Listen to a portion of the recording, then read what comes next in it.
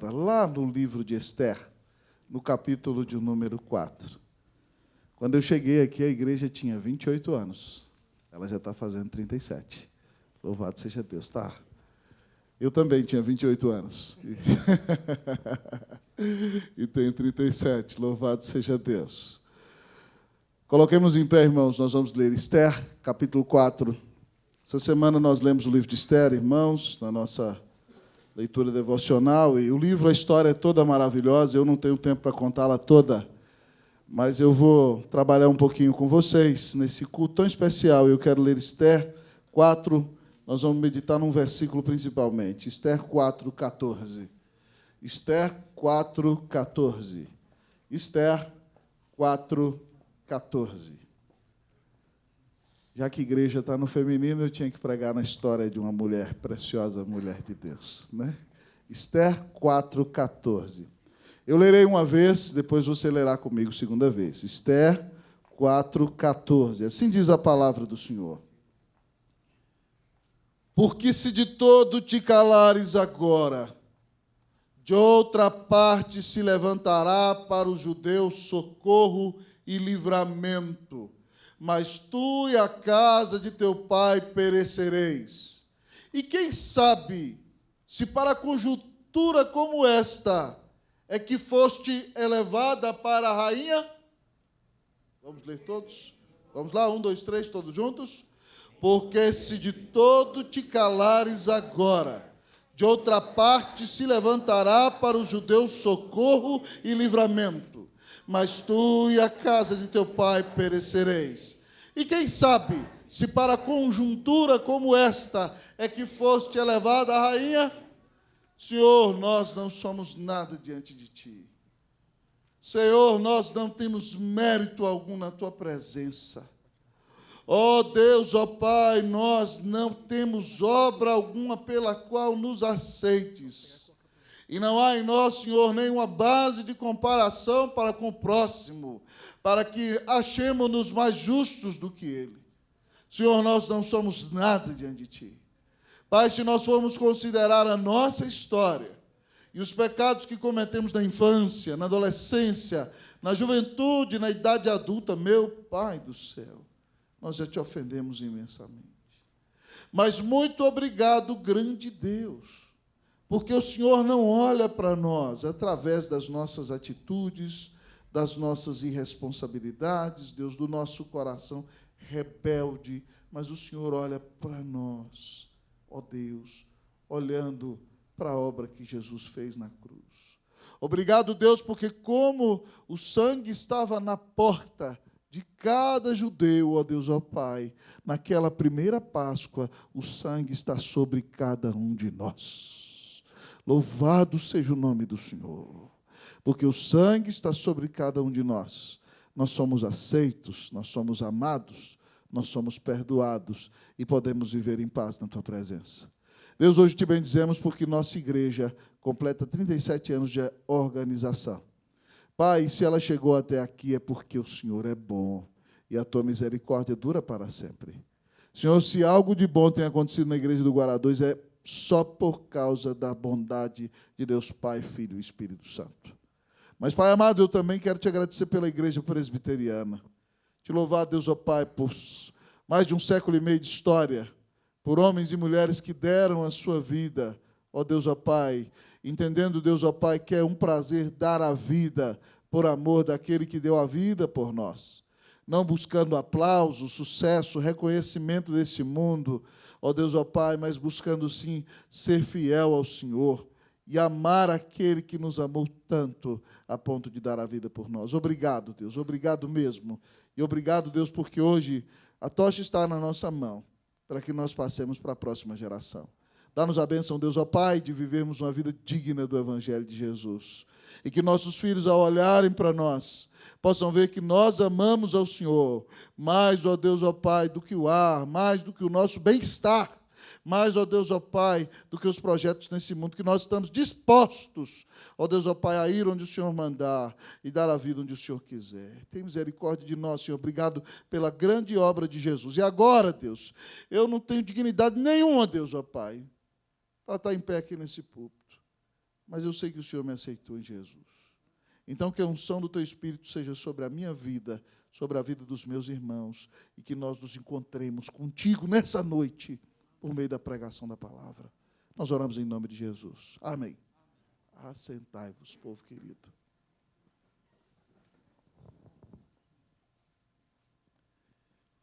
Queridos irmãos e amigos, no dia 12 de agosto de 1859, desembarca, depois de um grande sonho, na Baía de Guanabara, o jovem Ashbel Green Simonton.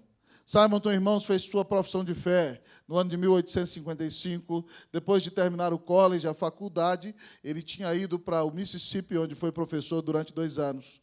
E ele volta, então, para Pensilvânia, o seu estado, onde está acontecendo um grande avivamento, e ele, então, é recebido como membro da igreja. E naquele dia em que ele é recebido como membro da igreja, ele faz um voto ao Senhor de cumprir na sua vida o voto que seu pai e sua mãe tinham feito quando ele nasceu.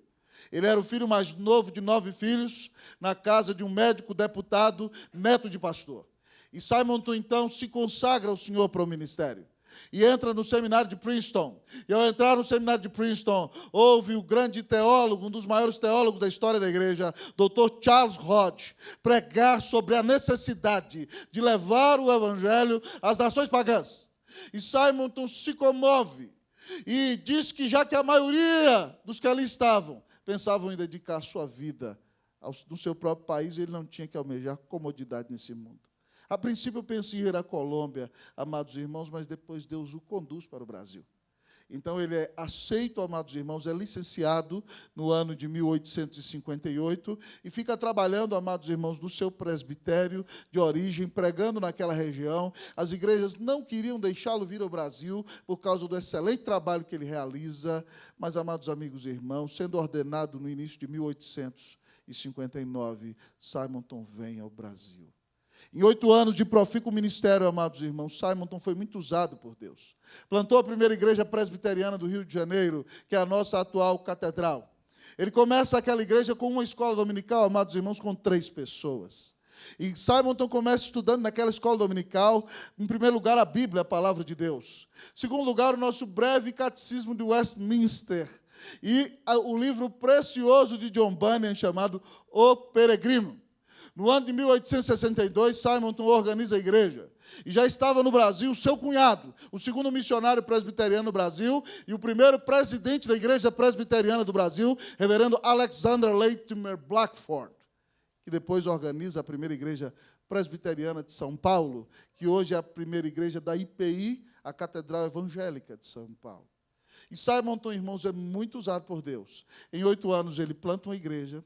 Em 8 anos, amados irmãos, excelente linguista que é, sabia árabe, grego, hebraico, e aí, com excelente escrita no português, edita um jornal chamado Imprensa Evangélica. Além disso, amados amigos e irmãos, ele é usado por Deus para organizar o primeiro presbitério, é usado por Deus para, no ano de 1865, ordenar, amados amigos e irmãos, o primeiro pastor evangélico do Brasil, o ex-padre reverendo José Manuel da Conceição. É usado também, amados irmãos, pelo Senhor para começar o primeiro seminário de nossa igreja.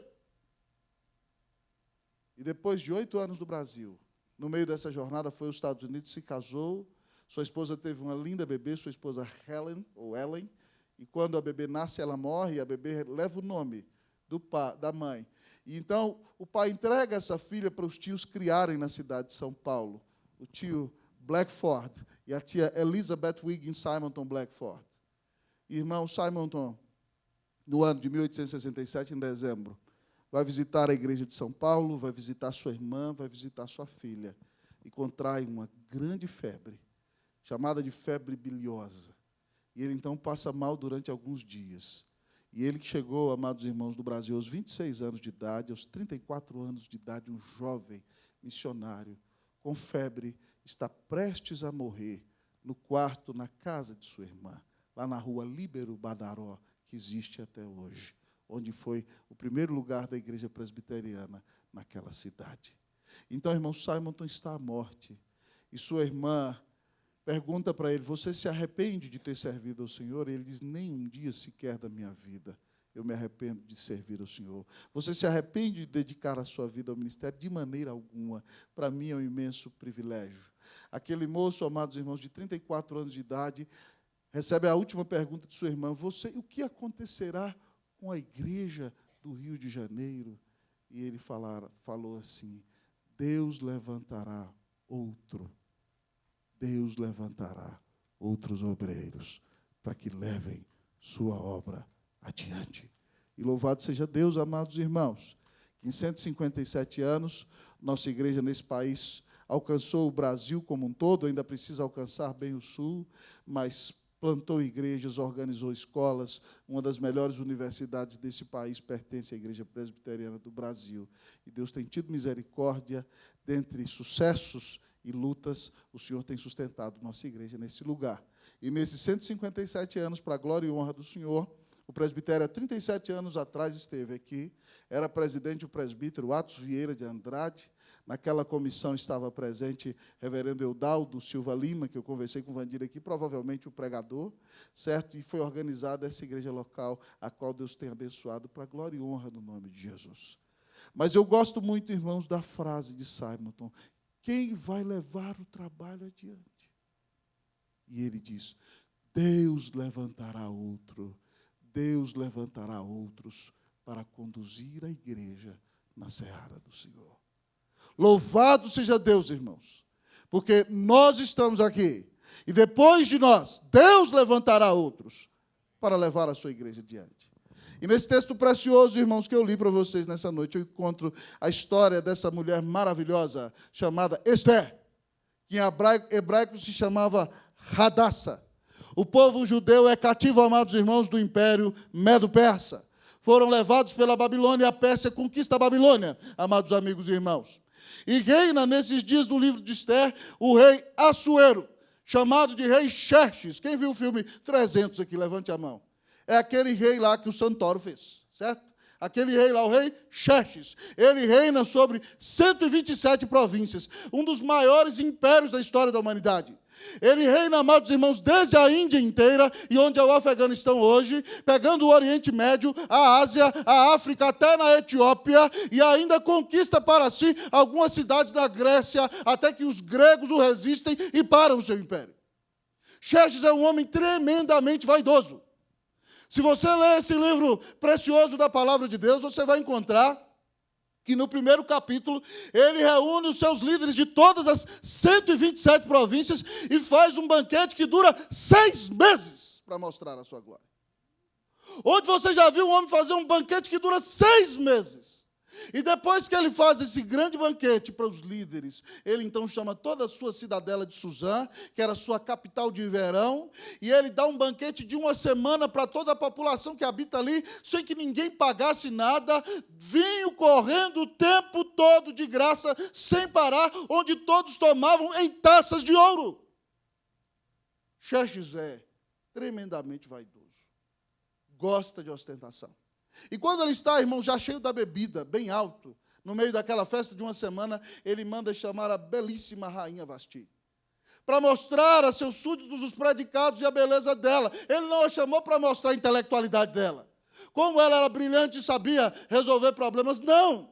Ele chamou para que Vasti viesse como uma modelo, desfilando quase seminua, para que todos vissem como Xerxes era poderoso e tinha uma das mulheres mais lindas do império, e Vasti disse que não. Então, irmãos, ele se revolta como um homem fraco. Ao invés de avaliar sua conduta errada, ele chama o seu ministério e diz a eles: o que se fará, rainha, para que as mulheres não desrespeitem seus maridos nesse tão grande império? E então Vasti é proibida de ver a Xerxes. E o que eu acho interessante é o seguinte: é que a pena que ela tem é o que ela mais queria. Que ela não quis entrar na presença dele. Então ela é banida de ser rainha. Então, irmãos, depois os jovens, que são os conselheiros de Xerxes, fazem para ele: rei, vamos fazer o concurso de beleza maior da história da humanidade. Que venham moças de todas as províncias para que elas sejam avaliadas. Imagina um concurso de modelo para ser a mulher do rei. E o processo de embelezamento dessas mulheres, irmãos, durava 1 ano. se embelezando, tomando banho com óleos, com mirra. Já pensou um ano para ter um encontro. Alessandro, se um cabra encontra com uma menina, se prepara um ano e ela não quer ele na primeira vez, não tem mais jeito, não. Depois de um ano de preparação, e dentre essas moças, levada por Mordecai, está Esther. Mordecai é seu primo que a criou. Então, irmãos, Esther é serva de Deus, é judia. E ela, amados irmãos, se prepara durante um ano. E depois de um ano, resumindo a história, ela é a modelo mais linda de todo o império. Mais linda que Gisele Bündchen. Ela se torna a esposa do rei. Amados amigos e irmãos, isso era uma providência imensa do Senhor. Se você olhar para o livro de Esther, tem um detalhe interessante. O nome de Deus não aparece nenhuma vez. Nenhuma vez. Alguns chegaram a questionar, por que esse livro está na Bíblia se o nome de Deus não aparece nenhuma vez? O nome de Deus não aparece nenhuma vez, mas poucos livros das Escrituras mostram a mão de Deus, escrevendo a história de uma maneira tão clara. Mordecai, ou Mardoqueu, tio de Esther, fica sempre à porta do palácio para saber o que está acontecendo com ela, amados amigos e irmãos. Quando ela ganha, há um grande banquete. E Xerxes tem um amigo, o agagita, chamado Amã, que é amigo do rei. Então, esse homem é um bajulador do rei, e ele quer ser idolatrado como rei, e o rei começa, então, a dar a ele posição, dá a ele o seu sinete, o seu anel, e todas as pessoas, amados amigos e irmãos, têm que se curvar diante de Amã, mas Mordecai não se ajoelha. Mordecai é judeu, é do povo de Deus. Ele não se ajoelha diante de homem algum. E Amã fica irado, irmãos, e resumindo a história, ele arma uma grande trama, dizendo ao rei Xerxes que encheria os seus cofres com arrecadação no valor de uma arrecadação de todas as províncias num só mês, com prata, se o rei deixasse ele matar os judeus. E o rei não está nem aí com nada, o rei só queria ser idolatrado, ele não é um governador justo, ele diz, tudo bem que aconteça. Amã não sabe que a rainha é judia. Então Amã, irmãos, baixa um decreto que os judeus, em tal dia, daqui provavelmente um ano, vão ser todos assassinados. E eles entram em crise, amados amigos e irmãos. E os judeus em Suzã se vestem de pano, de saco e cinza e não querem comer. E Esther, fechadinha no palácio, não sabe de nada. Ela fica sabendo que Mordecai, seu primo, que é seu pai de criação, está na praça, vestindo roupa de saco, e ela manda os seus servos levarem para ele boa roupa, ele não aceita vestir. Então ela manda um dos seus eunucos perguntarem para Mordecai, o que está acontecendo? E aí Mordecai conta que foi decretada a morte dos judeus e que ela deveria intervir diante do rei Assuero, que é o rei Xerxes. Mas há uma lei, amados irmãos, no meio dos persas. As pessoas só podem entrar na presença do rei quando o rei chama. Se alguém parar no pátio do trono do rei, sem que o rei chame, se o rei não levantar o cetro para essa pessoa é assassinada. E já fazem mais de 30 dias que o rei não chama Esther. O rei ficou loucamente apaixonado por ela, mas é um promíscuo, tem um harém muito grande, e agora está sendo relapso e não chama mais sua esposa legítima para estar com ele. Esther treme, diz e fala, se eu entrar e o rei não levantar seu cetro, eu posso morrer. E aí Mordecai responde com o texto que eu li para vocês nessa noite, de maneira tão maravilhosa. Porque se de todo te calares, agora, de outra parte, se levantará para os judeus socorro e livramento, mas tu e a casa de teu pai perecereis. E quem sabe se para a conjuntura como esta é que foste elevada a rainha. Nós sabemos o fim da história, irmãos. Deus usa Esther, eu não vou contar tudo. E o povo de Deus é libertado e honrado, e Mordecai se torna o segundo no trono. E esse feriado da libertação que Esther trouxe, Purim, é um dos principais feriados dos judeus até o dia de hoje. Mas olha para essa história tão preciosa, irmãos. Ao ver Deus usando Esther, ao ver Deus usando Mordecai, ao ver Deus conduzindo o império do rei Xerxes, ao ver Deus fazendo tantas coisas maravilhosas, ao ver Deus conduzindo Simon ao Brasil, ao ver a IPB crescendo e tendo influência na história de nossa nação, ao ver nossa igreja local ser abençoada, como tem sido, ao olhar para esse texto, irmãos, a mensagem que Deus traz no meu coração tem o tema, o agir de Deus em nós. O agir de Deus em nós. Deus age na história, conduzindo o coração dos reis. Deus age conduzindo o coração dos seus servos. Deus age conduzindo o coração dos missionários. Deus é o grande Senhor da história. A grande mensagem de Esther é que Deus é o Senhor da história e a conduz para a glória e honra do seu nome, para abençoar seu povo. E por isso, então, essa mensagem dessa noite revela o agir de Deus em nós. E a primeira verdade que o texto nos ensina, irmãos, é o seguinte: Deus não precisa de nós. Diga para o seu irmão, Deus não precisa de você. Deus não precisa de você, não precisa de mim também não, irmão. Olha aí para o versículo 14, início do versículo. Olha aí, você vai ler comigo. Você vai ler até a palavra livramento. Vamos ler todos? Vamos lá até a palavra livramento. Porque se de todo, de outra parte, se levantará para os judeus socorro e livramento. Primeira verdade do texto, irmãos, que Mordecai prega para Esther é o seguinte: Deus não precisa de você. Eu preciso de você, você precisa de mim, nós precisamos de Deus. Mas Deus não precisa de mim. Deus não precisa de você. Irmãos, a gente tem que tomar cuidado com esse negócio, porque às vezes a gente está envolvido na obra, às vezes a gente vem à igreja, às vezes a gente dá testemunho na nossa rua, e Deus derrama tanta bênção sobre nós, que a gente começa a achar lá no fundo que Deus precisa da gente. E Deus não precisa de você. Deus não precisa de mim. Deus não precisa de nenhum de nós. Mordecai é muito direto com Esther. Se você não quiser ser usada para ser um instrumento de livramento, Deus vai levantar de outra parte.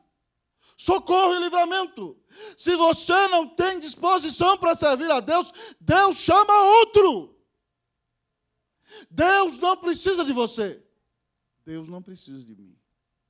Esse texto é maravilhoso, irmãos, porque ele nos coloca no nosso devido lugar. Se nós somos alguma coisa, se nós fazemos alguma coisa, se nós conduzimos alguma coisa, é única e exclusivamente por causa da graça do Senhor. Só por isso, irmãos. Deus não precisa de nós. Eu cheguei antes do culto hoje e falei assim: Deus me quebranta. E aí, irmãos, enquanto o louvor estava acontecendo, sabe o que aconteceu? Sabe como Deus quebranta a gente, né? Deus trouxe na minha cabeça todos os pecados graves que eu cometi na infância, na adolescência, na juventude, na idade adulta. E aí, Deus falou para mim: eu não preciso de você. Aleluia. Deus não precisa de mim. Deus não precisa de você. Isso é maravilhoso demais, irmãos. Os judeus se achavam, não é verdade? Aí Deus manda Jesus para eles. E aí João diz para nós, no capítulo 1, versículo 11 e 12, ele veio para os seus, mas os seus não o receberam. Sabe o que aconteceu? Deus jogou eles para lá, os que não receberam. Mas a todos quantos o receberam, deu-lhes o poder de serem feitos filhos de Deus, a saber, os que creem no seu nome. Irmãos, nós temos o privilégio de sermos salvos pela graça. Nós não temos mérito algum na presença do Senhor. Se Deus fosse avaliar a nossa vida, a nossa conduta, a nossa história, Ele deveria nos jogar no fundo do inferno agora, nesse exato momento. Mas Ele deu Jesus na cruz por nós. Ele nos amou. E se alguma coisa de bom tem acontecido na nossa vida, é por causa do Senhor. Nós não temos direito a nada. Nós não temos direito de exigir nada do Senhor. Se Ele nos dá o privilégio de ser dele e nos dá o privilégio de participar, irmãos, isso deve encher de alegria o nosso coração. Deus faz assim, irmão. Irmão, sabe por que eu fui para o Chile? Porque eu não fui o primeiro pastor convidado para liderar a equipe do Chile. Foi um primeiro pastor convidado e ele não quis ir. E aí Deus foi e chamou outro. Foi um segundo convidado que estava tudo certo, mas ele não quis ir, pensou que ia ser difícil, ficou no Brasil, chama outro. E aí eu fui o terceiro convidado. Eu não queria ir, mas Deus falou: você vai, pronto. Aí eu fui. Mas eu não fui o primeiro. Eu não fui o que a turma desejava primeiro. Eu fui o que Deus quis. E fui por obediência. Mas quando a gente resiste a Deus, Deus chama outro. É simples assim. Irmãos, a gente tem que ter o coração muito humilde, muito quebrantado. Eu me lembro quando eu saí de Santiago, depois de 7 anos, eu tremia com essa conversa. Mas algumas pessoas diziam: como é que vai ficar a sexta igreja depois que o pastor sair? Vai acabar, o povo vai embora. Eu falava: gente, pelo amor de Deus, se a igreja acabar, o meu ministério foi um fracasso. É muito triste. Algumas pessoas saíram da igreja quando eu vi ser o pastor de vocês. Mas a igreja está lá de pé, sabe por quê? Porque Deus não depende de mim. Deus não precisa de mim. Deus não precisa de você. Então, se você, meu irmão, está na obra, é salvo, é perdoado e está participando, dê glória a Deus. Porque Deus não precisa de você, mas Ele te amou.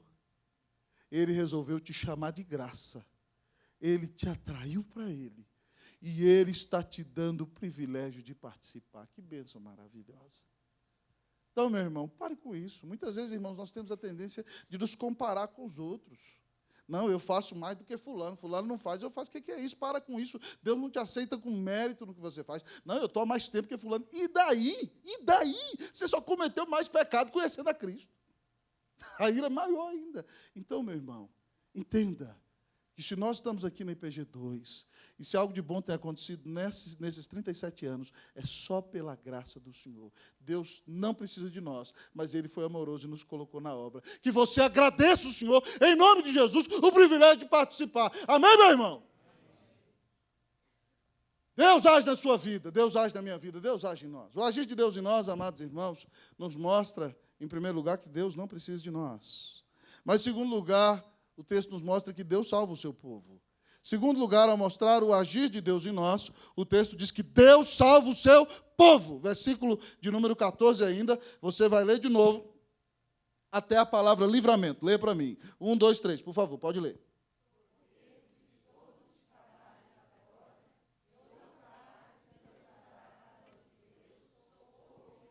Deus dá livramento. O povo de Deus está quase morrendo, irmãos. Esther, depois dessa paulada, toma jeito, ela fala, tudo bem, eu vou lá, se eu tiver que morrer, morrerei. Ei, Esther, muito mais firme do que muito cabra macho que eu conheço. Hein? Menina joia, eu vou dar a vida pelo meu povo. E ela entra lá, e Deus abençoe, ela não foge da raia, ela é perspicaz, é sagaz, o rei fala, o que você quer, minha filha? Eu te dou até metade do meu reino. Mentira, né? Não vai dar, se ela pedir, ela vai presa. Ele sabe o que ela está pedindo, ela não, só janta comigo amanhã, e traz a mãe. E aí o rei fica feliz, ele é festeiro, esse rei, né? E aí ela fala, Esther, o que você quer pedir, minha querida? Até metade do reino. Não, só janta comigo amanhã de novo. E aí o rei janta de novo. E aí no outro dia ela fala, eu vou te pedir amanhã o que eu quero. E ela conta a história. Ela diz, rei, eu te amo, se o senhor me ama, estão querendo matar meu povo, estão querendo acabar com a minha vida. O rei fala, quem é o maluco que quer fazer isso? Ela é esse miserável desse Amã que está aqui na frente. Eu imagino, irmão, que o sangue sumiu da cabeça de Amã. E aí o rei se levantou, desorientado, bravo, foi lá para o jardim, e aí Esther deitou no divã, e a Amã foi para cima dela. O rei voltou, pensou que a Amã estava tentando abusar de Esther. Falou, leva esse cara daqui e acaba com ele. A Amã tinha mandado levantar uma forca para Mordecai, foi enforcado na forca que mandou levantar. Quem levanta uma forca pode ser enforcado nela, viu? Tome cuidado. Moral da história. Né? Então, meu querido irmão, em nome de Jesus, preste atenção. Deus socorre o seu povo. Se você, meu irmão, está vivendo um momento de angústia, se você está passando um momento de luta, se você está passando por um momento de aflição, Deus te socorre. Deus te abençoa. Deus te livra. Deus te carrega no colo. Irmão, Deus não abandona você. Deus socorre o seu povo. Deus não precisa de nós, mas Ele é um Deus de amor. E se nós estamos vivendo um momento de angústia, de luta, de sofrimento, podemos buscar a sua face, como os judeus jejuaram 3 dias a pedido de Esther. Deus ouviu a oração do seu povo e Deus entrou com providência e socorreu o seu povo para a glória e honra do Senhor. Deus socorre seu povo. Irmãos, uma das grandes histórias que eu mais admiro, eu costumo brincar, que a nossa igreja surgiu lá no livro de Êxodo, quando Moisés não consegue fazer o trabalho sozinho e tem que ordenar um montão de presbítero para poder dividir o trabalho. Eu gosto muito da história em que Deus liberta o povo de Israel do Egito. Lá está Moisés, você se lembra, Deus o preparou na melhor escola. Ele pensou que seria um libertador, mas tem que ser humilhado ainda. Então ele é humilhado e é jogado lá no deserto. E depois de 40 anos de humilhação, ele acha que nada mais de grandioso vai acontecer na sua vida. E quando ele foi totalmente humilhado, então, amados irmãos, ele está lá no deserto de Midian, e com o rebanho de Jetro, seu sogro, e ele então vê uma sarça, uma árvore mais ou menos desse tamanho aqui, certo? Característica da seca, queimando numa grande chama, e a chama não se consumia, e Moisés diz, vou me aproximar para ver essa grande maravilha, e Deus no meio da sarça grita, Moisés, Moisés, tira a sandália dos pés, porque o lugar em que estás é terra santa, e de repente Moisés, sabendo que Deus está ali, cobre o seu rosto, e se ajoelha, irmãos. E Deus diz a Moisés, certamente vi a aflição do meu povo no Egito, ouvi o seu clamor, como os seus exatores os estão humilhando, eu vou tirar meu povo da escravidão e vou levar para a terra do Eteu, do Jebuseu, do Ferezeu, de todo aquele que termina com eu lá, tá certo? E aí eu vou levar meu povo para lá. E eu vi a aflição do meu povo, eu vi seu sofrimento, e vira para Moisés: vem, pois, você vai libertar meu povo. Moisés: mas, irmão, olha para você ver que Deus socorre o seu povo. E nós conhecemos a história maravilhosa da libertação dos judeus, que prefigura a história da nossa grande libertação. Deus viu o seu pecado, irmão. Deus viu a sua luta. Deus viu como era triste a sua vida longe de Jesus. Mas Deus te amou e colocou o filho dele numa cruz e o cravou no seu lugar, para pagar o seu pecado, para que você fosse perdoado, para que você fosse reconciliado com Deus, para que você fosse de Deus amado, para que você fosse liberto do pecado, para que você fosse livrado do seu velho estado, para que você tivesse um coração transformado, para que Cristo Jesus em sua vida seja sempre exaltado, meu irmão. Louvado seja Deus. Deus socorre o seu povo. Se Deus deu Jesus na cruz por você, Ele não vai cuidar de você. Qual é a grande aflição que você está enfrentando nessa noite, meu irmão? É uma crise de relacionamento, meu irmão. Deus socorre o seu povo, clame o Senhor. É uma crise do trabalho, meu irmão. Deus socorre o seu povo, clame o Senhor. É uma crise, meu irmão, com seus filhos. Caia de joelhos e clame. Deus socorre o seu povo, clame ao Senhor, em nome de Jesus. Deus é o Deus que socorre o seu povo. É por isso que nós estamos aqui, irmãos, de portas abertas, para a glória e honra de Jesus, porque muitas pessoas têm alcançado socorro nesse lugar. Que o Senhor visite sua vida com socorro nessa noite, em nome de Jesus.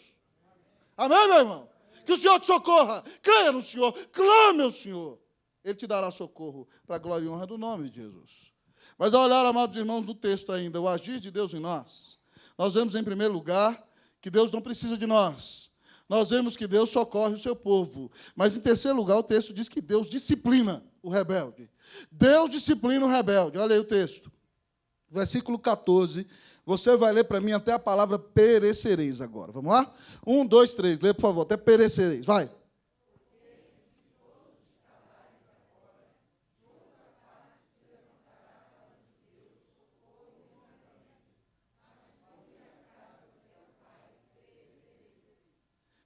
Deus disciplina, irmão.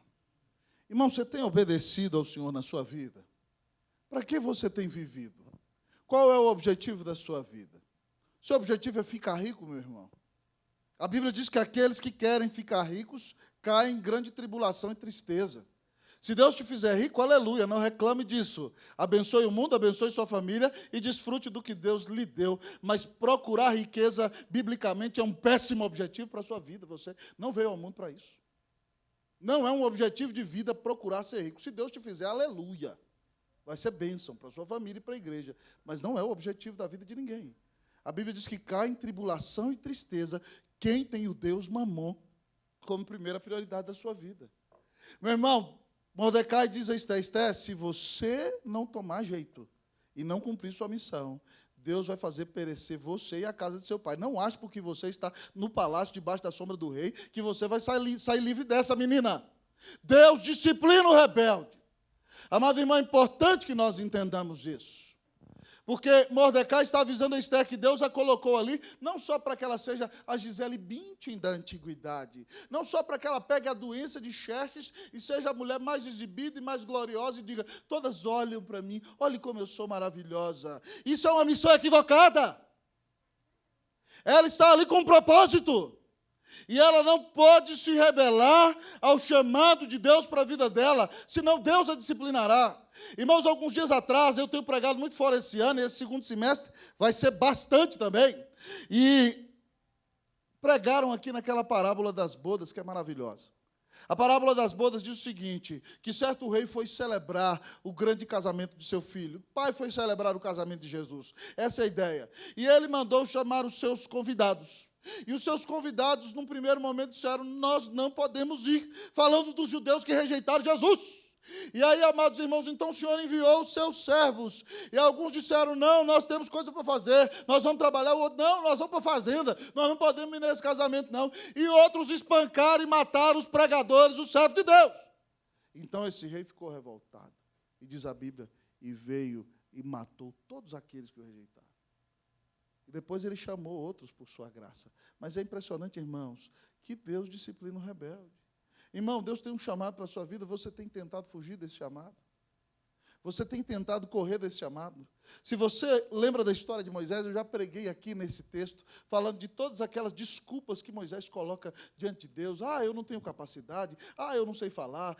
Eu não sei o quê. Deus vai quebrando todas as desculpas. Mas você lembra que Moisés foi tão teimoso, tão cabeça dura, que no final das contas Deus falou assim, pega essa vara e sai daqui, vai logo.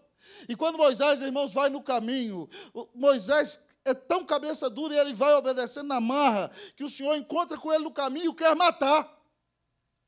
E se ele não circuncidasse os meninos, Zípora, que não era judia, teve que entrar na aliança, circuncidou os meninos, jogou o prepúcio de Moisés, falou, você é um marido de sangue. E quando ele circuncidou os meninos, então, Moisés se submeteu ao pacto, à aliança, e Deus passou dele e não o matou.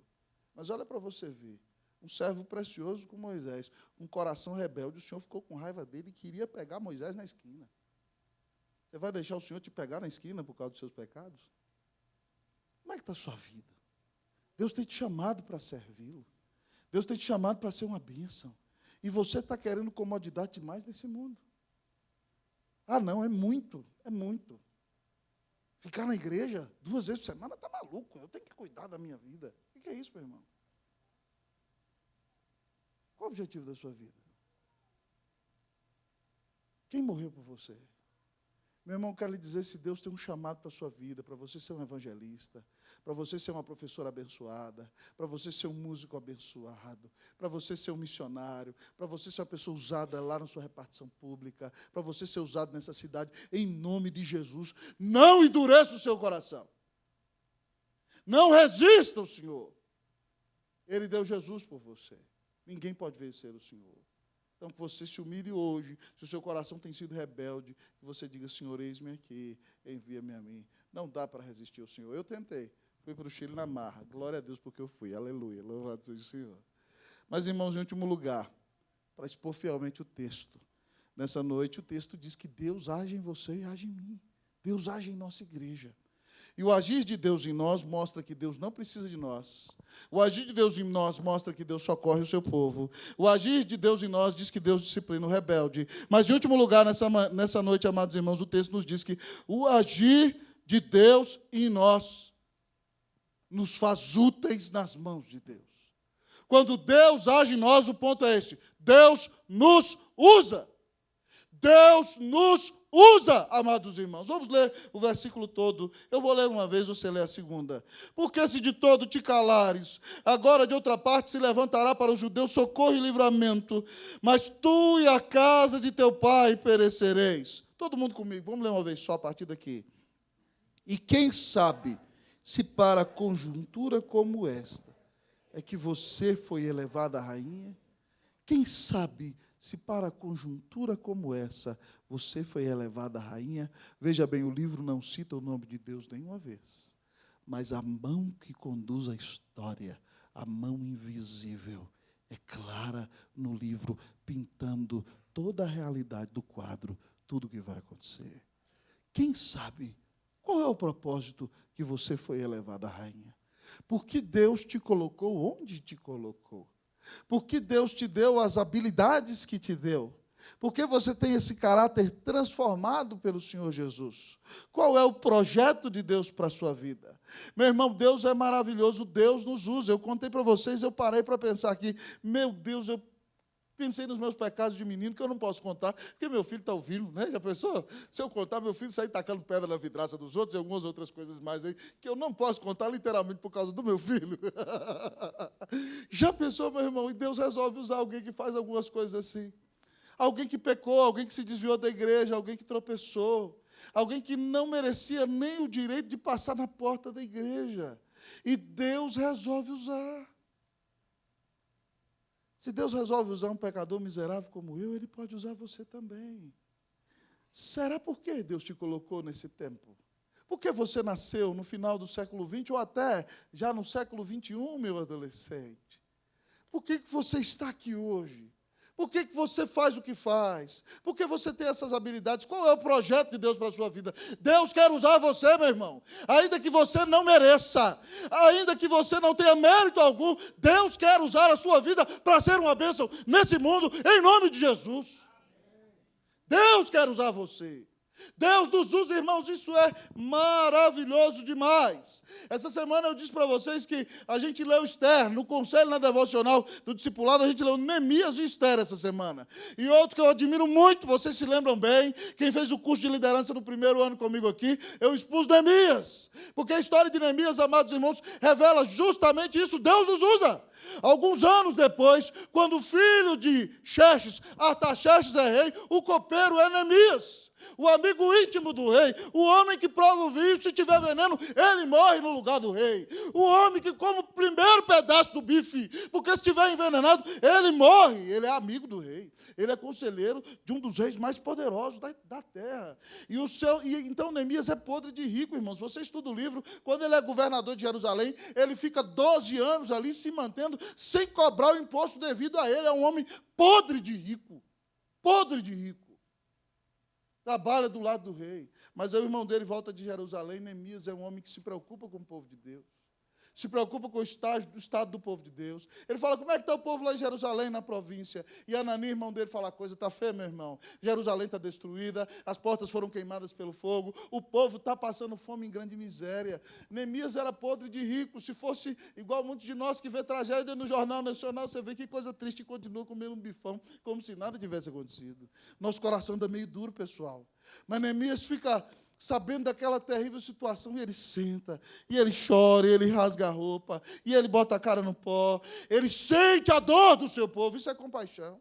E ele começa a orar um mês, ele ora 2, e ora essa oração que o Vandir leu aqui, uma oração que reconhece que Deus é temível, que domina tudo, mas cuida do seu povo, uma oração que confessa pecados, uma oração que cita a palavra dizendo, nós somos escravos porque pecamos, mas o Senhor disse que no dia que nós nos arrependêssemos, o Senhor ia nos levar de volta para a terra.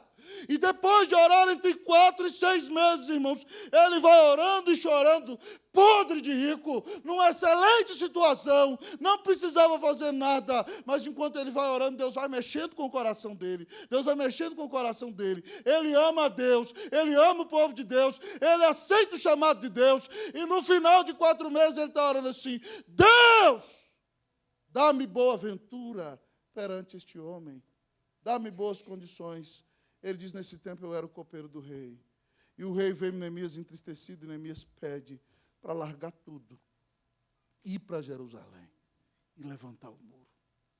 Irmãos, eu tenho lido esse texto, eu tenho comentado com o Cleus, falei assim, Cleus, esse texto para mim revela meu chamado. Deus nos chama para levantar os muros. O que você tem feito com o chamado do Senhor? Meus irmãos, nós temos uma vida só. E ela passa logo. Eu olho lá para casa e falei, Cleuzinho, o tamanho do Davi, já está do tamanho da mãe. Tem 11 anos. Eu falei, o tempo passou tão rápido. Que privilégio poder dedicar a vida por amor daquele que dedicou a vida por mim. Meu irmão, nós só temos uma vida. A eternidade nos foi garantida de graça. Mas eu me pergunto, o que nós vamos deixar para os nossos filhos? Fico feliz, alguns aqui já têm filhos criados que estão no caminho do Senhor, isso é muito bom. Mas o que eu vou deixar para os meus filhos? Eu fico me perguntando, a grande igreja do reverendo Horatius Bonner, na Escócia, em Edimburgo, uma igreja abençoadíssima, amados irmãos, tinha 1000 membros quando o pastor pregava lá, hoje tem 5. Eu fico pensando, daqui 50 anos, quando tiver um pregadorzão abençoado aqui nesse púlpito, quantas igrejas, quantos membros vai ter a nossa igreja? Isso depende de nós hoje, irmãos. Depende da maneira como nós somos usados. Irmãos, a Coreia me impactou por isso, sabe por quê? A Europa teve avivamento, os Estados Unidos tiveram avivamento, outros lugares do mundo experimentaram um grande avivamento, mas passou o avivamento, eles não souberam aproveitar os frutos do avivamento.